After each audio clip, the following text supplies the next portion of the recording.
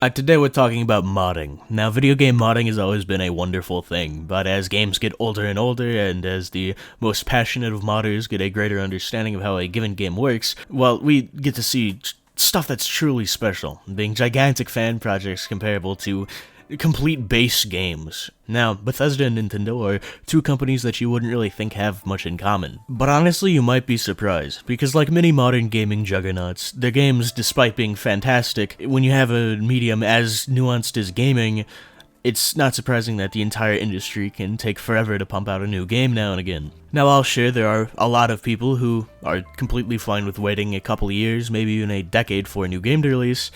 There's always going to be some demand for that supply, and as a result, many dedicated fans have decided to take up modding their favorite games as a pastime to get more content from the series that they love. Now, this is usually a win-win for everyone, and this week in particular has been absolutely exceptional. Fallout 4 is a game that is notorious for having a pretty vast modding scene. Whenever you think about modding in Fallout 4, for me, what comes to mind is always two gigantic fan projects, Fallout Miami and Fallout London. Now, Fallout Miami is a basically completely new campaign set in Florida, and it's been in development since around 2018, and, well, instead of death claws, we have walking alligators. This mod is awesome. Fallout Miami also has some really good ambience. Daydreaming at Night in particular has been in my music playlist for like 5 years at this point, and overall they did some great work, but unfortunately, we can't actually judge if the game is good or not because it's still in development hell. Luckily, the same cannot be said for Fallout London, which is a very popular mod recently that just released earlier this week. It's literally larger than the entire base game of Fallout 4. Team Fallen really cooked here. It's basically Fallout 5 and it's set in London.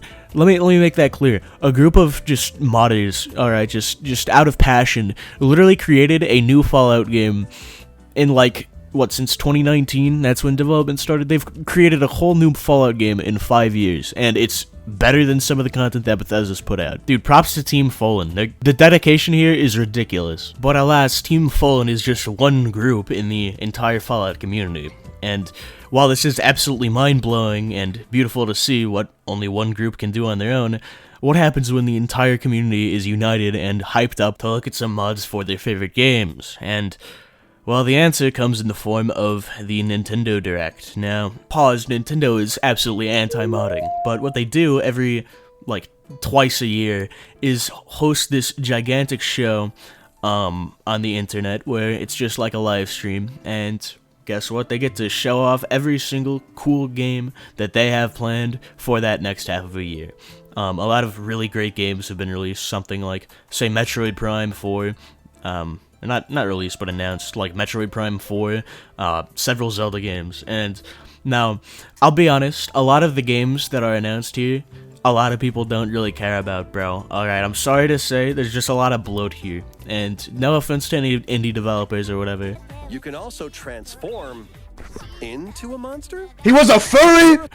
But a lot of the work just kind of blends together, and that's not the fault of any of these individual developers, but it's more a matter of brand recognition.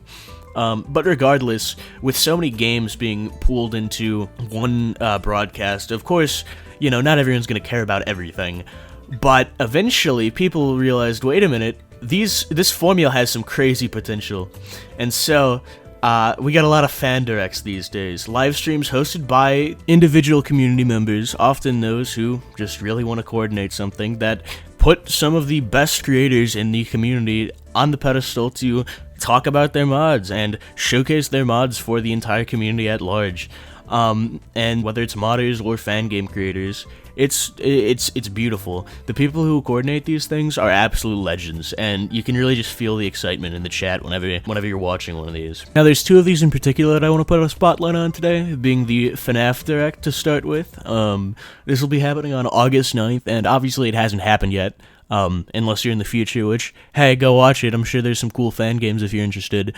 But ultimately, it's just going to be a cool 40-minute show that will showcase a whole bunch of FNAF fan games. So, go check it out. Pizza time. While I was editing this, they released a trailer for a whole bunch of the games that they're going to be showing off at this event, and dude, we got Five Nights at Obama's 5. All right, I'm gonna be there. This is a crazy week. We literally just got Joy of Creation 2, by the way, on Steam. what else can I say other than this has been a crazy week for gaming, for fan projects, for fan games. Let's look at some mods, how about, alright? Boom, the Pikmin Direct. Now this happened, I believe, on Monday this week, which probably means nothing to you, because again, the future, whatever, I don't care. Pikmin is a very cool RTS franchise that I'm sure most of you have probably never heard of. It's a staple of each Nintendo system since its release on the GameCube, and it combines these cute little well, just look at these little bug guys with elements of resource management and puzzle solving in a time-based RTS system. And it sounds like a lot, and there's definitely fun to be had in the chaos of it all, but I gotta say, dude, with the release of Pikmin 3 on the Wii U, the series has definitely begun to head in a more casual direction. Many longtime Pikmin fans would consider Pikmin 4 the easiest game in the franchise, so dude, go check it out if you don't know what this game is, because this franchise is absolutely awesome.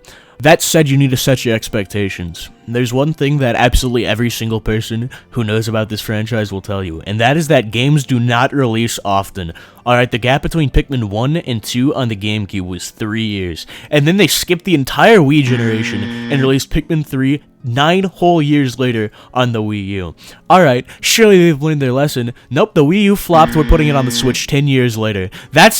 That is a gap of 20 years for 4 games, dude. Plus, hey, Pikmin, but we don't count that. In that same span of time, there's been like 6 mainline Pokemon generations, by the way.